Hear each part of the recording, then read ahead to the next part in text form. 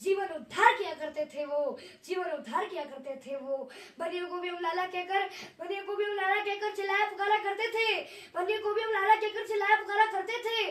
कंजूस पक्षी चूस बोलकर उन्हें पुकारा करते थे, उन्हें चिल्लाया करते थे। क्रय विक्रय के संबंध में व्यापार किया करते थे वो, पैसे न होने पर भी उधार किया करते थे वो, उधार किया करते थे वो। छतरियों को भी बाबू साहब कह के बुलाया करते थे, छतरियों को भी बाबू साहब कह के बुलाया करते थे। इतना सुनते ही वो मूंछों पे दांव फिराया करते थे, सीमाओं पे देश के खातिर जान लगाया करते थे। अपने रक्तों से ही वो हिंदुस्तान सजाया करते थे, हिंदुस्तान सजाया करते थे। छठ पर्व में डोम के बिने, छठ पर्व में डोम के बिने सूप से सूर्य को अर्पण करते थे, उनकी दी गई अग्नि से ही पितरों को तर्पण करते थे।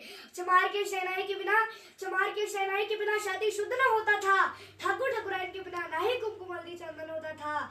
काम हमारे अलग अलग थे, काम हमारे अलग अलग थे, विचार हमारा एक था जी, काम हमारे अलग अलग थे, विचार हमारा एक था जी। सबको सम्मानित करने का संस्कार हमारा नहीं था जी। अपनी एकता के बल पर दुनिया में परचम लहराते थे, इसी पद्धति के कारण हम विश्व गुरु कहलाते थे, हम विश्व गुरु कहलाते थे।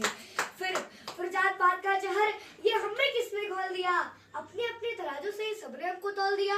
बुद्ध सिख जैन बोलकर हमको किसने बांटा है, ये हमारी संस्कृति पे जोरदार का चाटा है, ये हमारी संस्कृति पे जोरदार का चाटा है। छुआछूत भेदभाव का ये जितना भी किस्सा है, ये सब षड्यंत्र का हिस्सा है। फूट डालो राज करो, ये सब दुश्मनों की रणनीति थी। मुगलों और कम्युनिस्टों ने कुछ गहरी साजिश रची थी।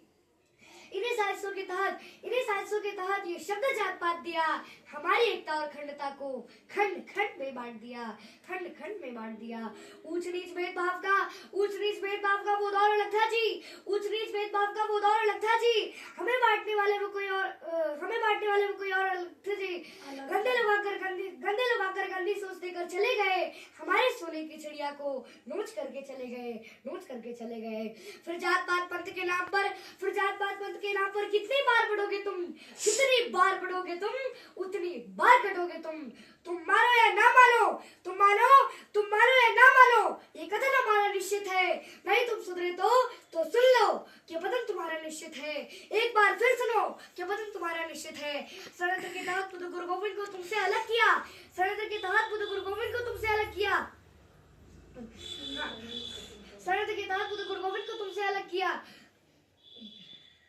सिंध को तुमसे अलग किया।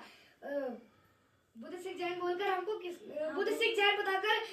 जैन बताकर नफरत का बीज बोया है। आपस में ही लड़कर हमने क्या क्या नहीं खोया है। आज भी कुछ गद्दार हमें बांटने में लगे हैं जी, आज भी कुछ गद्दार हमें बांटने में लगे हैं जी। पाकिस्तान और बांग्लादेश की तरह हमें काटने में लगे हैं जी। दलितों का मुखौटा पहनकर कहीं तो कायर छिपा है जी, भीम आर्मी के आड़ में कहीं तो बाबर छिपा है जी। लाख जुल्म सहे पूर्वजों ने पर सनातन धर्म नहीं छोड़ा, तोड़ दिया दुश्मनों का गुरूर, पर अपना धर्म नहीं छोड़ा। तुम्हें फंसाने के लिए दुश्मनों ने फिर से जाल बिछाया है। जय भीम का नारा देकर फिर तुमको भरमाया है। छुरा भोंकने के लिए अफजल खान ने शिवाजी को गले लगाया है। पहचान भेड़िया वही है, बस अपना पूछ रंगाया है। ब्राह्मण क्षत्रिय वैश्य शूद्र हम एक पिता के संतान है जी। जो हमको छोटा बड़ा कहे समझो वो अज्ञान है जी। वाल्मीकि वेदव्यास ने महाभारत रामायण लिखा है। रविदास कालिदास के चरणों को हमने तो पूजा है। जो देश की दिशा और दशा बदल दे वो आप में सामर्थ्य है जी। हे शूद्र के शिरोमणि, आप हमारे आदर्श हैं जी। बेशक कुछ मुद्दों पर हमसे भूल हुई होगी, जाने अनजाने में कुछ बातें फिजूल हुई होगी। रूठने और मनाने का अधिकार अपनों का ही होता है। अगर प्यार अपनों से है तो तकरार भी अपनों से ही होता है। अगर कोई गलती हो गई हो तो माफ नहीं करोगे क्या? अगर हमने पाप किया है तो तुम भी पाप करोगे क्या? एक कदम तुम आगे बढ़ो, एक कदम हम भी आगे बढ़ाते हैं। तो आओ सारे राग द्वेष बुलाकर फिर सबको गले लगाते हैं। अरे अपनी आखिर जैसे भी है वे अपने ही होते हैं। और इस बिखरे माला को फिर से पिरोते हैं। माँ वसुंधरा की गोद छोड़ दूसरा आनंद कहाँ मिलता है जी? अपना घर छोड़ दूसरों के घर में नींद कहाँ लगता है जी? और इस महान कृति करते हैं, मिलजुल कर फिर से स्वर्ण में हिंदुस्तान बनाते हैं, स्वर्ण में हिंदुस्तान बनाते हैं। जय हिंद, जय भारत। बहुत अप्रतिम माधव, आपके शब्दों में वाकई वही गूंज जो उत्कर्ष भारत बनाने के लिए काम करेगी। मेरी बहुत बहुत शुभकामनाएं आपके उज्जवल भविष्य के लिए। और आज वाकई हमारे लिए ये घर, ये पृथ्वी दिल्ली की आपके आगमन से निश्चित रूप से मेरा घर तो पवित्र आपने किया ही है, दिल्ली के अंदर आपके कदम पड़े हैं।